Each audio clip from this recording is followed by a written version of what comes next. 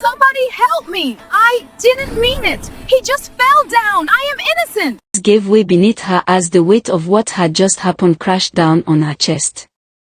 Her husband lay there, cold, silent, unmoving. The same man who only hours ago had eaten her food, smiled at her, called her wife. She screamed. Not the kind of scream that calls for help, but the kind that tears through the soul and leaves the mouth empty. And then she ran. Barefoot, wrapper loose, heart pounding louder than her footsteps, Esther burst out of the hut into the darkness of the night. She ran past familiar trees, past sleeping compounds, past places that once felt safe. She ran until her chest burned and her legs shook, until her breath came out in broken gasps. Then she stopped. Why am I running? She asked herself, bent over, hands on her knees, tears dropping to the earth. If the villagers wake up and find him dead and I am nowhere to be found, what will they say? Her heart answered before her mind could. They will say I killed him. They will say I ran because I am guilty. They will say I planned it. But I didn't kill him, she whispered into the night. He was trying to force himself on me. I only pushed him away. Her body trembled as the truth burned in her chest. Running would only seal her fate. Silence might still give her a chance to breathe. I need to go back, she said to herself. I need to think. Turning around, Esther rushed back the way she came, fear now chasing her faster than her feet had earlier carried her away. When she reached the hut, the lamp still flickered faintly, throwing long shadows on the walls. He was still there. Still lifeless. Still silent. The sight broke something in her again, but this time she did not scream. She swallowed hard and summoned a strength she never knew she possessed. Slowly, carefully, she dragged his body onto the bed. Her arms ached, her hands shook, but she kept going. She rolled him gently, straightened his legs, pulled the cloth over his chest, and covered him as though he were only sleeping. As if the night itself might believe the lie. Then Esther sat beside the bed and lay down next to him. Her eyes refused to close. All night she stared into the darkness, tears soaking the mud beneath her head. Her mind spun in circles, replaying the struggle, the fall, the sound his head made when it hit the ground. What exactly will I tell the villagers? She wondered again and again. What story can save me? That was when the words returned to her mouth, breaking through her chest like a flood. Oh my God, what have I done? Her hands trembled as she reached out, touching him once more, shaking him gently, then harder, begging life back into a body that had already chosen stillness. She pressed her ear to his chest, her face to the bed, her palms to his ribs, nothing. No breath. No warmth. No mercy. That was when fear truly arrived. Not fear of death, but fear of what comes after. In her world, a woman does not kill her husband and live to tell the story. In her world, explanations do not save women. Only accusations survive. Her thoughts raced like trapped animals. If I scream, they will come. If they come, they will ask questions. If I speak, they will not hear me. They will not hear, I said no. They will not hear, I was scared. They will not hear, I was protecting myself. They will only hear. She killed her husband. When the first rooster crowed, Esther had already made a decision. Not a brave one. Not a righteous one. But a necessary one. She wiped her face, washed her hands, and straightened her wrapper. By the time the first knock came at dawn, Esther was crying. The kind of crying that convinces people you are innocent. Before you even speak. My husband, he didn't wake up, she said between sobs. He went to sleep and never opened his eyes again. The men came. The elders came. The women gathered at a distance, whispering, counting, judging. Some said, he was old. Others said, maybe it was his time. A few stared at Esther too long, as if searching her face for cracks. But no one asked her what happened in the night. And Esther did not offer it. As they carried his body away, her heart beat like a trapped bird. She had survived the night. But she knew something deeper had begun. Because in this village, a widow at 19 is not pitied. She is suspected. And somewhere between silence and survival, Esther learned the cruelest lesson of all. In this thing called marriage, sometimes a woman must choose between truth and life. And the cost of that choice never truly disappears. It came slowly, like it was unsure whether it should rise at all. The sun sat low and pale in the sky as Esther sat quietly in front of the hut, a small wooden bowl resting on her laps. She ate without tasting the food, her eyes hollow, her movements mechanical. Morning had settled into her bones, heavy and cold. Every sound startled her. Every breeze felt like accusation. Then she heard it. At first, it was distant, faint voices carried by the wind. Women. Many women. Chanting. Murmuring. Feet beating rhythmically against the earth. Esther paused. Where are they coming from? She wondered. Or where are they going to? Her heart thudded uneasily. They had not sent for her. No message. No call. And then she thought, maybe it is because I am still in mourning. Maybe that is why. She lowered her head and took another bite. But unknown to her, the worst was already walking toward her. Within moments, not even up to a minute, the voices grew louder. Clearer. Sharper. The chanting changed tone. What once sounded like a procession now sounded like judgment. Esther lifted her head. From afar, she saw them. Village women. Many of them.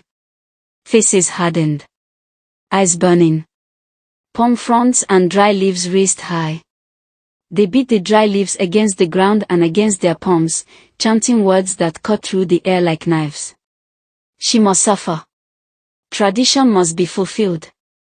Justice must be done. Fear climbed her throat. She stood up abruptly, her legs weak beneath her. Her chest tightened as realization crashed over her like a wave. This is about me. Before she could move, before she could even think of running, the woman entered her compound. Dust rose as they marched in, their voices filling the space. One of them stepped forward, her face twisted with rage. Esther, she shouted. We, the women of this village, have come to give justice to your husband, the man you killed in cold blood. Esther staggered back. What? She whispered, barely able to breathe. It has been said, the woman continued, that you poisoned him because you did not want to remain married to him. Because he was almost 45 years older than you, you decided to kill him so you could be free. No, no, Esther shook her head violently. You must swear, the woman said coldly, using the water of his cups, according to our tradition. The ground seemed to shift beneath Esther's feet. That is not possible, she cried out. I did not poison my husband. I would never do such a thing. Her voice broke as tears streamed down her face. Yes, I did not want to marry him. That is true. But he was kind to me. He took good care of me. The last thing I would ever do is kill him intentionally. She tried to continue. That night. But the woman exploded. Shut up, evil woman. We don't want to hear your lies. Before Esther could finish her sentence, hands grabbed her from behind. One of the women backed others. Hold her tight. Make sure she doesn't escape. They dragged her. Esther screamed as her feet scraped against the ground. She struggled, but they were many. Some threw sand at her. Some struck her with the dry palm fronds and wooden benches they carried. Evil woman, they chanted. You must swear or die with him. They dragged her all the way to the village square. There, they forced her to the ground. One woman stepped forward with a blade and, without hesitation, shaved Esther's hair completely. Every strand fell to the earth. She was left bare, stripped of dignity, stripped of identity. Esther sat on the ground, sobbing uncontrollably. "What have I done to deserve this?" she cried. "Oh God, help me, what kind of evil tradition is this?" "Shut up," a woman screamed. "We don't want to hear your voice." "Tomorrow," another said, "you will swear. Today, we sleep here and watch you so you don't escape." Esther looked around her. Surrounded. Trapped. Condemned. She lifted her head slowly, her voice shaking but firm. "I will not shut up," she said. "I am already doomed to death, or even worse than death. At least allow me to speak. I am still human. I deserve that much." The women murmured among themselves. Then one woman, just one, stepped forward. Her eyes softened. "My fellow women," she said gently, "let us allow her to speak. Maybe she truly has something important to say." Silence followed. Reluctantly, they agreed. "Speak," they said. "This is your last chance. Ask whatever questions you want. Here and now." Esther slowly raised her hands. "Dear good women of our land," she began, her voice trembling but clear. "I want you all to tell me something." She swallowed hard. "What if I was the one who died at the age of 19, and my husband, who was almost 70 years old, woke up that morning without me?" The women shifted uneasily. "Would he have gone through the same fate as me?" Esther continued. "Would you, or the men of this village, have forced him to swear with the water of my cups?" Her voice cracked. "Why is it always the woman who must suffer when she becomes a widow, even when it was not her fault?" Silence filled the air. No chanting. No shouting. No accusations. The earth itself seemed to hold its breath.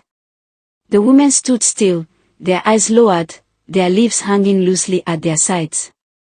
And for the first time since that night, Esther was not alone in her pain. Drink this my husband cup's water and swear. If I killed my husband, let me not stick around. This thing called marriage, Part 11. When Esther was finally permitted to speak, she rose slowly to her feet. Her body was weak, her hair gone, her clothes soaked with shame that was never hers, but her spine straightened with a strength even she did not know she still possessed. She faced the circle of village women, her eyes steady, her voice trembling yet firm. "Why," she began, "does a woman have to suffer each time her husband dies and becomes a widow, while a man never suffers the same fate?" A murmur passed through the crowd. "Tell me," she continued, her voice rising, "if I were the one who died at the age of 19, would you, or the men of this village, drag my husband to the village square? Would you force him to swear with the water from my corpse just to prove his innocence?" Silence followed. Heavy. Uneasy. Some women lowered their eyes, shame flickering across their faces. Others hardened their expressions, folding their arms as if compassion were a weakness they could not afford. One woman stepped forward sharply. "We will not let you blackmail us with emotions," she snapped. "You poisoned your husband because you didn't want him. That is final. If you are truly innocent, then swear by the water of his cups, according to the law of our land." At her signal, a calabash was brought forward.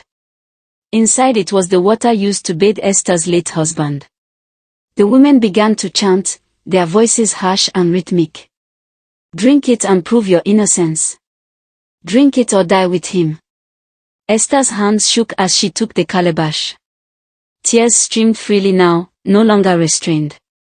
"You have accused me of poisoning my husband," she said, her voice breaking.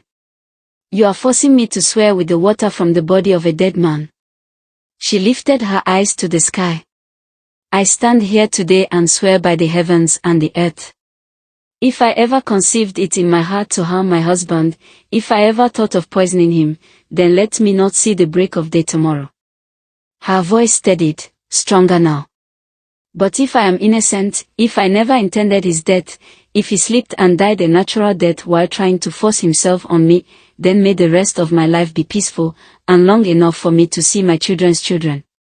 With trembling resolve, Esther lifted the calabash and drank. The water burned down her throat, pain, humiliation, helplessness mixing into one bitter swallow. When she finished, the women wasted no time. They dragged her up and paraded her through the village. From hut to hut. From door to door. Some threw insults. Others spat. Children stared. "Do not forget the face of this woman," they shouted. "She is said to have killed her husband.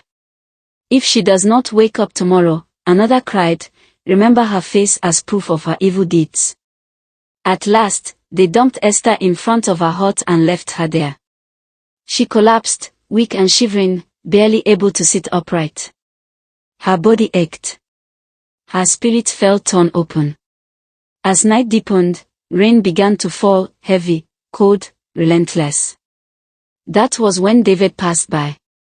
He stopped abruptly when he saw her slumped under the rain. "Why are you here?" he asked gently. "What happened to you?" David was one of the most eligible young men in the village, quiet and withdrawn, a man who minded his business and rarely involved himself in village gossip. He had not yet heard the story. Seeing Esther's state, he did not wait for answers. He helped her up carefully and led her into the hut. He lit a small fire to warm her, brought her food, and made sure she could sit comfortably. "I will come back to check on you," he said softly before leaving. When Esther was finally alone, lying on the bed, the weight of everything she had endured crashed down on her all over again. Her mind would not rest. "What exactly did I drink?" she whispered to herself. Was it truly the water of a dead man? Fear tightened around her chest. Will I die before morning, or will I see the break of dawn? Her eyes remained open all night, staring into darkness, waiting, caught between life and death, truth and tradition, in this thing called marriage. To be continued. Somebody help me! I am innocent, please don't kill me! This thing called marriage, Part 12. After long hours of thought and a night robbed of sleep, Esther's body finally gave in. Weak, drained, and heavy with fear, she fell asleep on the bed. Suddenly, a sharp brightness flashed from outside. Voices followed, low, hurried, unfamiliar. Esther jolted awake, her heart racing. "Where am I?" she whispered in fear. Am I still alive?" For a moment, she truly thought she had died. Slowly, she rose from the bed and stepped outside the hut. What she saw made her breath catch. The village women stood there. Frozen. Shocked. They had come to confirm her death. Esther straightened herself, her voice calm but edged with pain. "Have you come to check on my corpse?" she asked. "Or to take my remains to my family after the cruelty I faced last night?" The women said nothing. "There is no need for that," Esther continued firmly. "I am still alive, healthy and strong." She paused, then added with quiet fire. "Like I said before, I am innocent. And the gods will never punish an innocent person. They are not as blind or as wicked as some humans, people who claim to love their fellow women, yet hate them deeply in disguise." Shame spread across their faces. Disappointment, too. One by one, without a word, the women turned and walked away. Not long after, Maggie, who had endured her own unfair share of life, heard what had happened. Her heart dropped. She ran straight to Esther's hut. When she arrived, she saw Esther standing outside, composed but fragile, while the last of the women walked away in silence. "Tell me it's not true, Esther," Maggie cried, rushing to her. "I just heard this morning. I ran immediately. Tears filled her eyes. I'm so sorry I wasn't there when you needed me the most. I promise you, I will always be here for you. You stood by me when I was at my lowest. You don't deserve this. She pulled Esther into a tight embrace. Oh my God, Maggie whispered. Sit. Let me make something for you to eat. Without waiting, Maggie hurried into the kitchen and prepared food for Esther that morning. As Esther watched her move around, her heart softened. She thought to herself, indeed, it is good to be kind and to look out for your fellow woman whenever she is in need, because you never know when your own time of need will come. In life, we will always need one another. When Maggie finished cooking, she offered to sleep over with Esther. But Esther gently declined. I'm expecting the young man who passed by yesterday, she explained. He promised to come back and check on me today. Maggie nodded in understanding. I keep coming to check on you, she said. Always. Then she left. Not long after Maggie departed, David arrived. He came bearing gifts and food items. I came as I promised, he said gently. I hope you're feeling better now. Esther replied slowly, cautiously. I am. Thank you for what you did last night. It meant a lot to me. She hesitated, then added. But, you have to stop coming around. I'm sure you haven't heard my story, that's why you're still here. David smiled faintly. What story? He asked. The one where you were forced to marry an old dying man? Or the one where you were wrongly accused of killing him and forced to swear last night at the village square? Esther froze. Who told you all this? She asked, shocked. David sighed softly. Nothing is hidden in this village, he said. I heard everything this morning. He looked at her steadily. So if that's the story you're referring to, set it aside for now. Focus on being fine. Focus on healing. I don't care about your past or the gossip. For the first time in days, Esther felt a small wave of relief wash over her. Yet as she looked into David's eyes, a new question stirred in her heart. What could he possibly want? And why do I feel so comfortable with him around? In this thing called marriage, even healing seemed to come with questions. To be continued.